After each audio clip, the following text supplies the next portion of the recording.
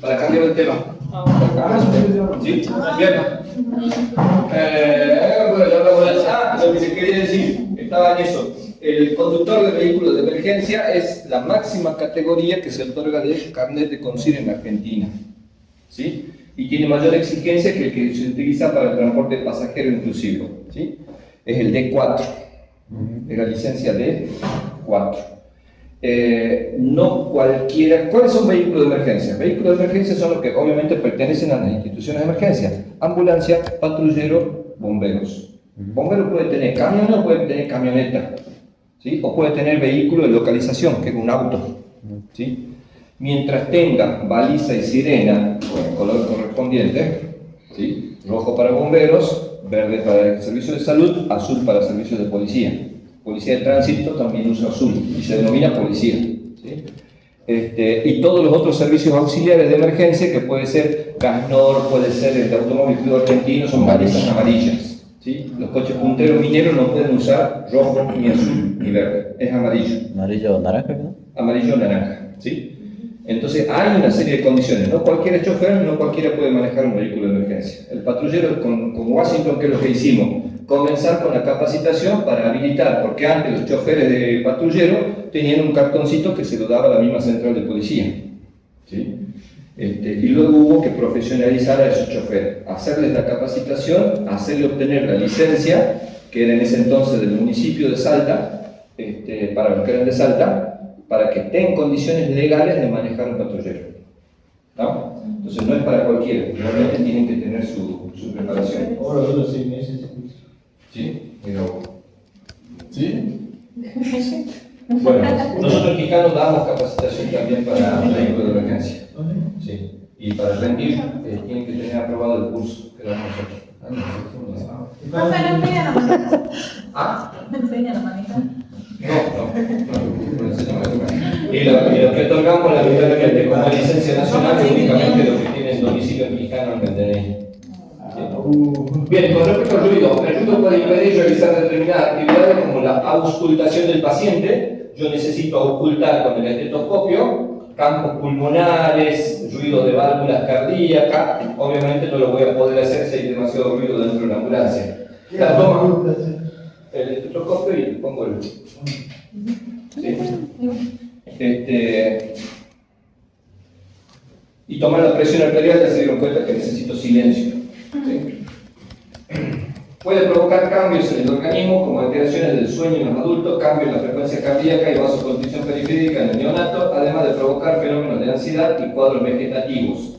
Puede llegar a provocar hasta vómitos, ¿sí? El ruido dentro de una ambulancia por la sirena. Así. Y esta espectacularmente. Esta de nuestro país, ¿sí? Ambulancia nueva de nuestro país. Nada que ver. Vibraciones. Las vibraciones también son una parte del ruido, ¿sí? No solamente se trata del movimiento de la carrocería del vehículo, sino que eso va a emitir ondas de baja frecuencia. Las vibraciones son una forma de energía que puede transformarse, ya sea en calor, presión o fuerza mecánica. Las vibraciones que tienen repercusiones sobre el ser vivo son las producidas entre los 3 a los 20 Hz, son bastante bajas, siendo entre los 4 y los 12 Hz las más nocivas, produciendo destrucción celular, principalmente los capilares sanguíneos.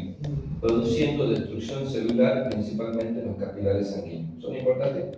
Miren ustedes. Las ambulancias terrestres producen vibraciones entre los 4 y los 16 Hz. Los helicópteros entre los 12 y 18 Hz y los aviones sanitarios entre 40 y 50 Hz. Sí, tal cual. ¿Por qué? Porque coincide el tamaño de la onda con el tamaño de la célula. ¿Sí? Coincide el tamaño de la... ¿Cómo? ¿Puede morir dentro de la ambulancia? Va a destruir esto. Destrucción celular en capilares sanguíneos. Que va a provocar pacientes hemorragias. Hemorragia, no quiere decir que se va a morir. ¿Y si no paramos la hemorragia? Pero estamos hablando de hemorragias capilares. Capilares. ¿Sí? Son pérdidas mínimas de sangre. ¿Pero existe un daño? Sí, existe un daño. ¿Sí? Bien. Medidas para mitigar el daño por vibraciones. Los vehículos de transporte deberían estar en perfecto estado mecánico. todo el paquete de suspensión que incluye los elásticos, más los amortiguadores, más los hidráulicos, las ruedas con las presiones de aire adecuadas y toda otra cosa que pueda minimizar, ¿sí? Las vibraciones que pueda tener. El uso de las camillas con suspensión en los agarres, los anclajes que tiene la camilla, vieron que la camilla va dentro de un cajón, ¿sí? Arriba de un cajón, mejor dicho, y se ancla la camilla para que no se mueva la camilla con el paciente dentro, ¿sí? Y el paciente, preferentemente, porque se está dejando de usar mucho la tabla, ¿sí? Se está dejando de usar mucho la tabla, el paciente preferentemente va en colchón de vacío. ¿Se acuerdan del colchón de vacío? Que yo con un inflador, en vez de inflarlo, provocaba vacío, quitaba el aire, y el colchón de vacío se quedaba macizo, duro, pero mucho más alto, ¿sí? Y con mejor envoltura del paciente, ¿sí? Bien. Cuanto más grande el vehículo, menor vibración tiene.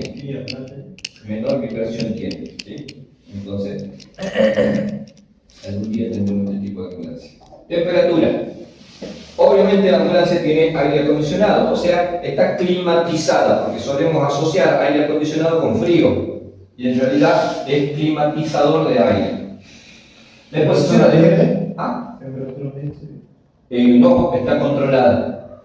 De la misma manera que cuenta Jackie que sentía un frío espantoso en el quirófano siempre está un poco por debajo de la temperatura. Además de que, bueno, las camillas básicas son camillas muy frías de por sí, porque es mejor tenerlo a baja temperatura al paciente. ¿Sí? Bien, la exposición a diferentes temperaturas, tanto frío como calor, puede provocar alteraciones fisiológicas en el organismo. La hipotermia, a la que es especialmente sensible el paciente traumatizado expuesto al aire ambiente, puede provocar desde escalofrío hasta colapso vascular. Colapso vascular en el sentido de la vasoconstricción periférica y directamente el vaso se cierra, ¿sí? Entonces no hay circulación periférica. En algunos casos es favorable porque favorece la circulación central en detrimento de las periféricas. ¿Se acuerdan? Esto lo vimos en la educación sanitaria con el tema del frío, la hipotermia. ¿Sí? Sí. La hipertermia provoca vasodilatación periférica y alteraciones metabólicas por aumento de la sudoración y sangre que escapa de las zonas vitales hacia zonas secundarias periféricas. ¿Cómo una persona con colapso vascular estado de shock? Estado de shock. ¿Qué era el estado de shock? Frío, Piel pálida, dolorosa y fría. Es decir, piel de donde se retiró la sangre. y ya está paso de la muerte. Exactamente. Bien, medidas para poder regular la temperatura durante el traslado, mantenimiento y uso del sistema de aire acondicionado del vehículo, ¿sí? Mantener la ambulancia en zonas protegidas de la temperatura. En el caso de no ser posible, ajustar la temperatura de la cabina asistencial una vez que el vehículo se ponga en marcha. Si no tengo aire acondicionado, con el calefactor de la cabina, ¿sí? Porque acá vienen diferencias. Las ambulancias nuestras, sí, aparte de llevar frazada, el tema de la separación de la cabina del conductor de la cabina del paciente. ¿Sí? Hay ambulancias que tienen comunicación y hay ambulancias que no tienen comunicación. ¿Sí? Y esa comunicación a veces es una ventanita solamente. ¿Sí? Entonces es imposible que el calefactor de la cabina del chofer logre calentar el habitáculo del paciente. ¿Sí? Bien. Posiciones de traslado. Esto es lo que yo quiero que vean. Las distintas patologías o cuadros de los pacientes requieren de medidas de apoyo durante su traslado y se logran mediante la adaptación de la camilla a las posiciones adecuadas. No todos los pacientes van en tabla. Los únicos que van en tabla son los que yo tengo sospecha de lesión medular, ¿no? Hay compromiso de la cervical o compromiso de la columna. El resto de los pacientes, si no tienen alguna de esas pautas de manejo de trauma, no necesitan ir en tabla. La tabla es un elemento que se analizó muchísimo y últimamente se lo está descartando porque resulta que se descubre de que la tabla es contraproducente. Genera calambres, genera incomodidad generalizada del paciente, ¿sí? Mucho golpeteo y cabeceo de la cabeza contra la tabla, que es rígida y dura, si yo no tengo el paciente con las vinchas colocadas, y una almohadilla acá abajo. Entonces muchos hay una publicación enorme de artículos en desmedro del uso de la tabla. ¿Sí? Y se está cambiando por colchón de vacío, ¿no? Porque ya son más las ventajas del colchón de vacío que lo que representa la tabla. ¿Sí? Ahora, el poder decir Yo necesito tabla, se va a restringir al máximo y colocar la menor cantidad posible del paciente en tabla. El resto de los pacientes donde no hay duda que no hay compromiso cervical van en camilla común y corriente, en camilla acolchada. Esa camilla acolchada es articulada, ¿sí? Pero no todos los pacientes van a 180 grados. También es posible realizar cambios en las posturas principales con el fin de adaptarlas mejor a las necesidades del enfermo, del paciente trasladado, ¿sí? Ahora, bienvenida. Todas las imágenes muestran a los pacientes sobre una camilla de traslado con las patas plegadas encima de la bancada, que es el soporte de la camilla de la ambulancia, y con la cabeza en el sentido de la marcha, excepto en el caso de las embarazadas con amenaza de parto prematuro que van al revés. ¿Sí? Entonces, tenemos los pacientes que pueden ir sentados, sedente, o acostados. Saquen fotos, ¿sí? Y traduzcan. Sedente es sentado. Y el decúbito es acostado. ¿Sí? Bien. Para los que van sentados, las posiciones se denominan en Fowler, en semi-Fowler o en Fowler elevado. ¿Estamos? Ya vemos que es cada uno. Y los que van acostados o dorsal o supina, ventral o prona, o el decúbito lateral como las embarazadas. ¿Te acuerdas de la embarazada que iba, de qué lado iba? Izquierdo. ¿Del lado izquierdo hacia arriba o hacia abajo del izquierdo? Se le levanta a la izquierda. No, abajo del izquierdo. Al revés. ¿Al revés? El izquierdo queda abajo. Ah. Para liberar la vena cava que está del lado derecho. Derecha, entonces. ¿Sí? Entonces eso es decúbito lateral. Pregunta Hay Sandra. otros cuadros donde también se les coloca a la persona en decúbito lateral, no solamente las embarazadas. Embarazadas es un ejemplo que ustedes ya conocían. ¿Sí? Bien. ¿Ya se la contestó? Sí. Bien, vamos a la imagen. Perdón que vaya tan rápido, pero quiero completarlo, quiero que hagamos triaje. ¿Sí? Fowler. ¿Qué es Fowler? El paciente se encuentra incorporado formando un ángulo de 45 grados respecto al eje horizontal de las piernas. ¿En qué caso se traslada el paciente en Fowler? Disnea, dificultad respiratoria moderada, cardiopatías, fractura de miembros inferiores, confusión, somnolencia sin alteraciones graves respiratorias ni de conciencia.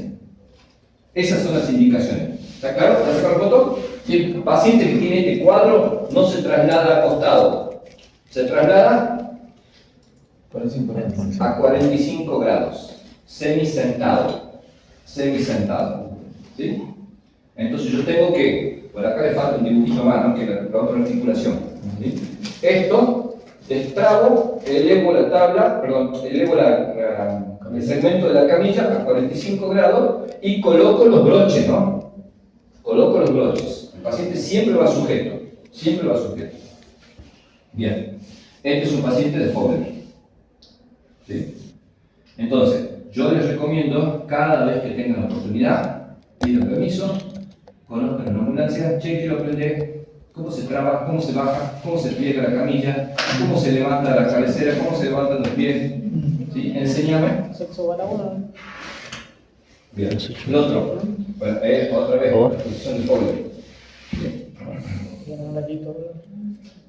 En el caso del edema agudo de pulmón, inclusive, puede ir en Fowler y los pies abajo. ¿Sí? Entonces yo al paciente que va a la camilla le permito bajar los pies hacia el costado. ¿Bien? Y lo llevo ahí inclinado por 45 grados. Bien. O bien hacia el costado de la camilla, pero yo prefiero aquello porque va sujeto con los cinturones. Acá no. Y tampoco, porque esto implica que el paciente se tiene que recostar sobre los tableros, sobre los armarios, ¿sí? de la ambulancia. ¿Estamos? Sí. Bien. Semi-Fowler 30 grados. Es posición de traslado estándar en pacientes sin problemas ventilatorios, circulatorios ni neurológicos. Se indica en el traumatismo cráneoencefálico, en la angina del pecho. Esta posición suele ser cómoda para el paciente, pues minimiza la cinetosis por el movimiento del vehículo asistencial. ¿Sí? ¿Qué es la cinetosis? Es el mareo producto del movimiento de los líquidos de los otocitos y otolitos dentro del laberinto, en el oído. ¿Sí? Entonces, ¿vieron que cuando salieron los colectivos esto de piso bajo, había asientos que iban al revés? Sí. ¿Sí? Cuando viajaban en esos asientos sentados al revés, ¿se sentían bien? Yo particularmente me mareaba terriblemente. ¿Sí? Entonces, ¿y a qué se debe eso? A la alteración de los líquidos dentro del oído, en el laberinto, en el oído interno. ¿Sí? Entonces, se prefiere trasladar a los pacientes en esta posición, ¿sí? Porque es la más cómoda de todas. ¿Cómo se ve el paciente? Ahí tienen foto, en la camilla articulada, ¿sí? A 30 grados. Algunos vienen, observan los agujeritos, Sí. que son en donde quedan rebadas las regulaciones de la articulación. Una escalera. Y en otras no va a tener esos agujeritos, ustedes van a tener que calcular, porque esto viene con un pie que viene con engranajes, con un cadenado de engranajes. Entonces ustedes por regular más o menos 30 grados. Fowler alta o Fowler elevada, ¿sí? Va sentado pero a 90 grados, así, recto, con el respaldo de saeta. El paciente se encuentra en sedestación tomando un ángulo de 90 grados respecto al eje horizontal. Recomendado en situaciones de disnea severa. ¿Disnea? ¿Qué era disnea? Dificultad respiratoria. ¿Sí? Le cuesta mucho respirar, tiene que ir en esta posición. Nunca acostado. Nunca acostado. Dificultad respiratoria, paciente va en Fowler o el Fowler elevado. Recomendado en situaciones de disnea severa, edema agudo de pulmón, pacientes obesos con dificultad respiratoria, así como en caso de náuseas con posibilidad de vómito, ¿sí? O sin afectación del nivel de conciencia. El paciente está consciente, ¿sí? Y tiene estos cuadros, va a 90 grados. ¿Estamos acá? Sí. Bien, pasamos al siguiente. Va. Fowler alta o elevada a 90 grados. Decúbito dorsal. ¿Sí? Cuando hablamos de decúbito, ¿sí? Vamos a, para que no haya, porque yo en lo personal me solía confundir mucho, ¿sí? Decúbito dorsal o supino, ¿sí? Cuando dice decúbito dorsal, me indica qué es lo que va para abajo, La espalda. la espalda. Dorso. Y si dice decúbito ventral, Vientre. la panza va para abajo, ¿sí? Tómenlo así porque les va a ayudar a entenderlo mejor. A mí me costó mucho aprenderme esto, ¿sí? Decúbito significa lo que va debajo, lo que va hacia abajo, ¿sí?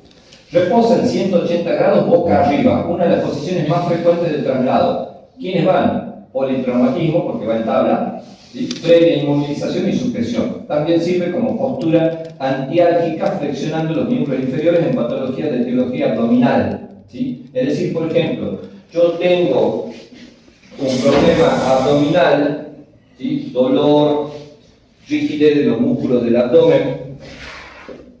Estoy trasladando a alguien con cálculos renales, estoy trasladando a alguien con cólicos abdominales, intestinales, estoy trasladando a alguien con, ¿cómo se llama la cirugía de apéndice?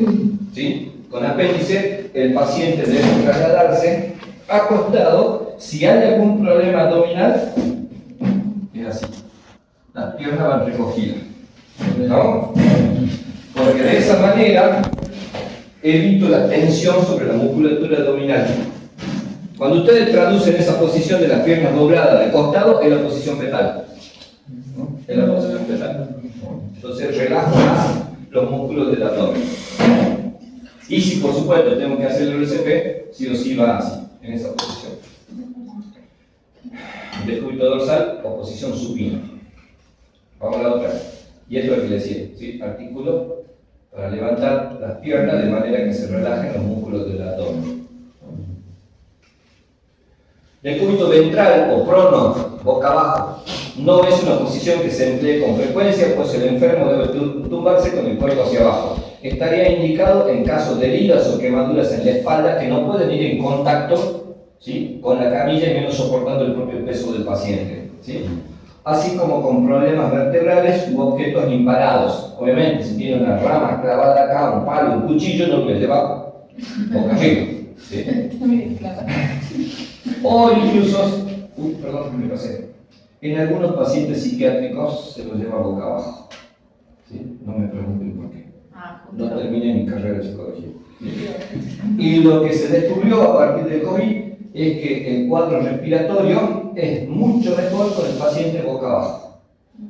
¿Sí? Le cuesta menos la respiración.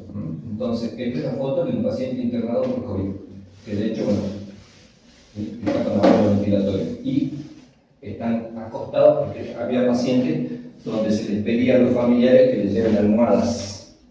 ¿Sí? Y esas almohadas eran para ponerlo más cómodo, pero en posición boca abajo el paciente. ¿Sí? Bien. Vamos terminando. Decúbito lateral, recostado sobre su lado derecho o izquierdo. El lado a elegir es importante según el cuadro, la patología que tenga el paciente. Por ejemplo, en el caso de la gestante, durante el tercer trimestre en adelante, sin amenaza de parto, va sobre su lado izquierdo. Intoxicación estílica, ¿por qué va de costado el paciente? Por el vómito. ¿Sí? Para que no se broncoaspire. ¿Sí? Entonces, acá hay una discusión en cuanto a esta posición. Si bien esta serie de fotos con este modelo acá, ninguno tenía los cinturones que lo sujetaban, ¿sí? En este caso va en lo que se considera la posición lateral de seguridad, falta el pie que tiene que trabar de atrás, ¿no es cierto? Sí. Pero no va sujeto, no podría ir sujeto por la posición esa que va a llevar, ¿no? Luego viene el Trendelenburg. El Trendelenburg, a ver si está la otra, porque hay dos. Bien. La posición del Trendelenburg, ¿sí?, es esta. ¿Sí? Esto se denomina Trendelenburg modificado. Trendelenburg modificado. ¿Sí? Don Trendelenburg es el que estudió los beneficios de la posición variada en el paciente según la patología. ¿Sí?